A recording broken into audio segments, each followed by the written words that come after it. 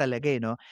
Isang issue, sanga-sanga giging involvement ng mga tao. And I think one of the biggest issue natin na pag-uusapan ngayon is the involvement of the NBI director, Director Matibag, dito sa issue ng ex-marine na di umano'y sinupina nila to appear to NBI because of the power that was given to them by the Constitution and also given by the Ombudsman Boying Rimulya to investigate this issue. First Yes. muna 'no, There is a logical problem in presenting these 18 Marines. Yung questionable din yung identity ng mga Marines kung talagang lahat sila ay Marines. si Baligod, Attorney Baligot or Attorney Topacio. And Yun if nga. Mike Defensor na being a defense lawyer against dito sa Hmm.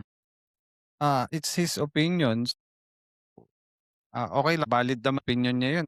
Titingnan din natin kung ano ba talaga trabaho ng NBI? Is it okay that they are investigating, the Marines one by one?